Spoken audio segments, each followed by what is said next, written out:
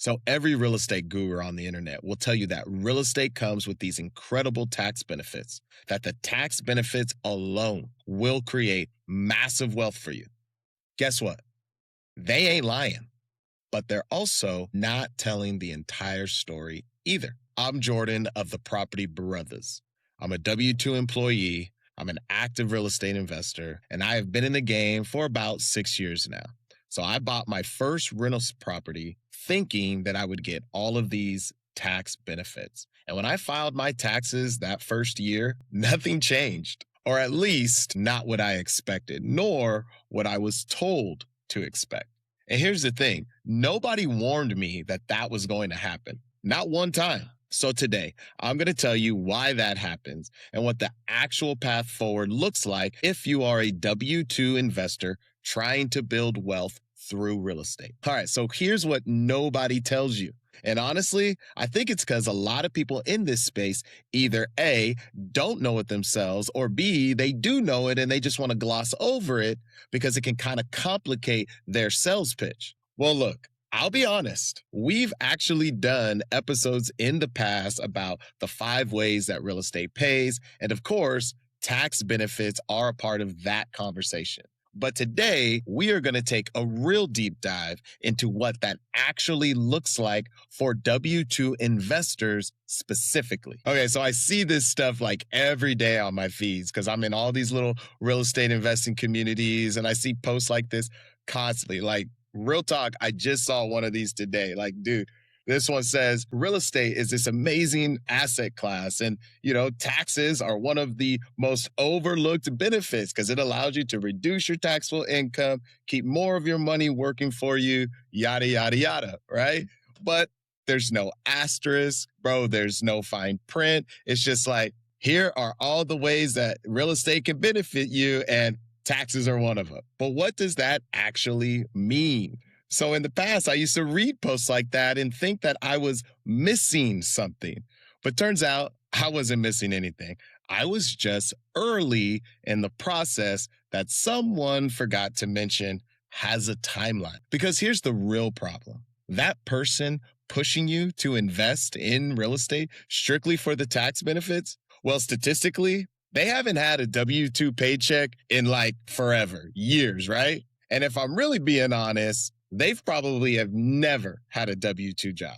So their entire financial life runs through their real estate entities. But that is not your situation. And their tax strategy that works for them doesn't just automatically transfer to you. So let me be direct. You didn't do anything wrong if you bought a rental and your tax bill didn't move the needle. You were just playing by the rules someone was supposed to explain, and they just skipped over that part.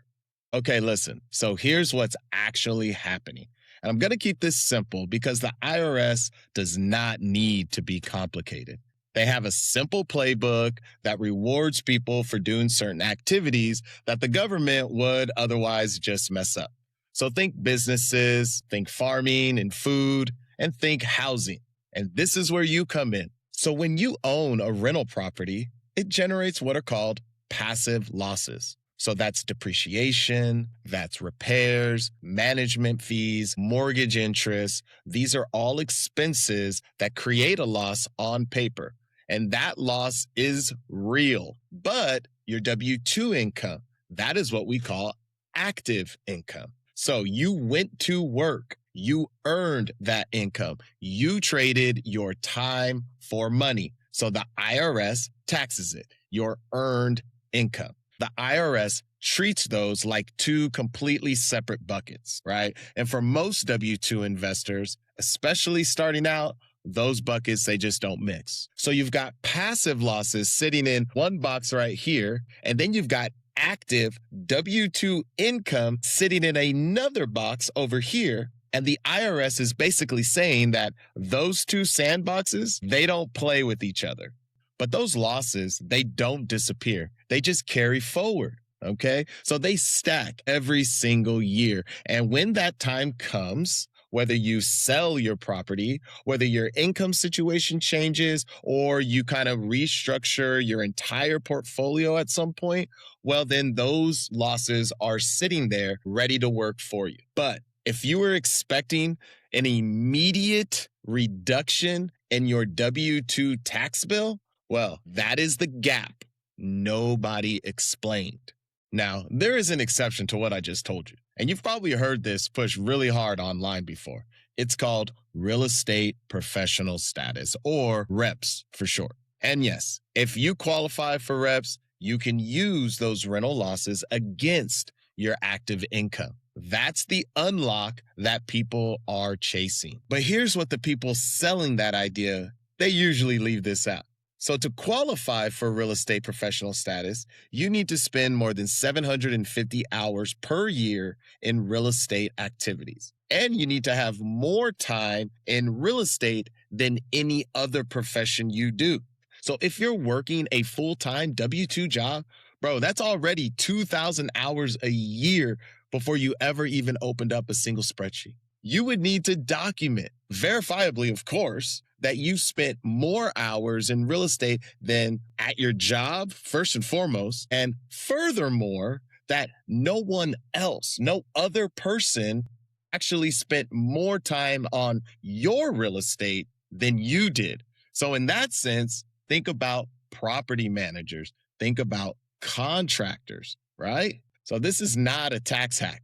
This is a lifestyle restructuring. And it might be the right move for you later down the road, but calling it a shortcut, well, that is a little misleading. And anyone selling real estate professional status to you as like this easy button that you can press as a W-2 investor, well, quite frankly, look, I would be checking their Schedule C before taking that advice. So let me reframe this entirely, because I think the way that most people approach this is completely backwards. The goal in the early stages of building a real estate portfolio is not to optimize your taxes. The goal is to build your portfolio. So there's an order to this, and people just keep reversing it. So first in the order is income. You need capital to acquire deals. Your W-2 is not a liability. It's your fuel, your gas. It's the engine that funds everything else. The second thing you need is, of course, properties. You're building the portfolio. You're doing the BRRRR, you're buying and holding, you're stacking equity and cash flow deal by deal. And the third thing is now the tax strategy. So once you've got that portfolio and the income base, then the tax strategy has something to actually work with. Most people are trying to jump to step 3 before they even finish step 1, right? You got to crawl before you can walk. And then they're frustrated when that strategy, it just doesn't perform. Because guess what? It can't. There's nothing to optimize yet. So listen, you are not behind. You're not doing anything wrong. You're not doing this real estate thing wrong. You are just early in a process that takes time to pay off the way that everyone says it will. All right. So you're in this gap.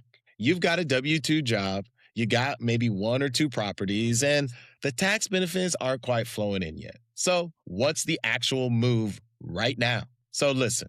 The number one thing that you need to do is stop buying deals that only work because of the tax write-offs. Just don't do that. That is a bad deal. I'm going to say that again. If the only reason a deal makes sense is because of depreciation or paper losses, it is not a deal. It's a tax bill with a property attached. Okay? That's just what it is.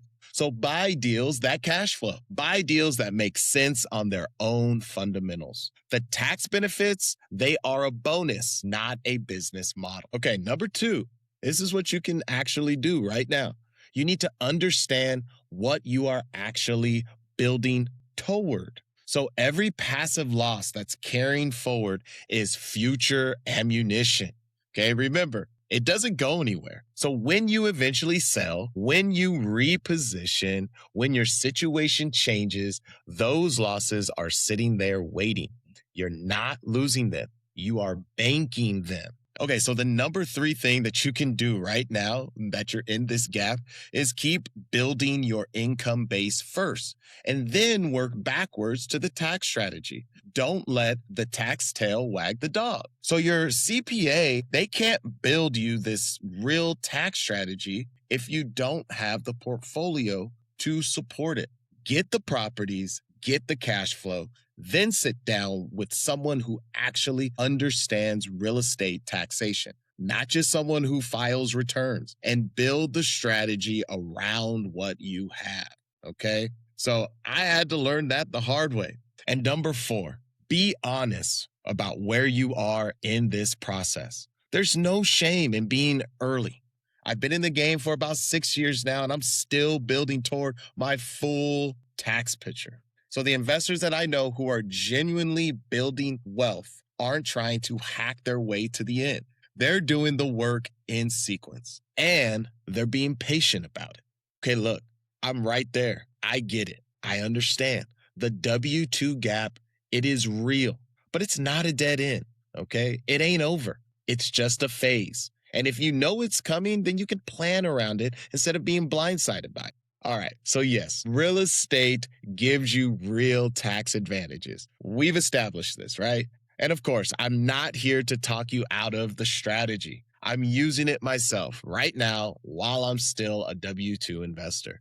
But those benefits, they show up when your strategy catches up to your portfolio, and your portfolio has to come first. So if you're in that middle phase right now where you've got a W-2 job, you've got one or two properties, and you're trying to figure out how to sequence the next move correctly, well, that's exactly what we built the Brothers Blueprint around. So it's not a course, it's not a set of generic templates, it's a framework for W-2 investors specifically built around the real decisions that real people in this exact position are actually having to make. The link's in the description if you want to see what it's all about. And if this episode gave you just a little bit of clarity, go ahead, hit subscribe. I ain't gonna be mad at you, because this is the kind of conversation that we need to have in this space to climb the ladder of success. I'm Jordan, and I'll see you on the next one.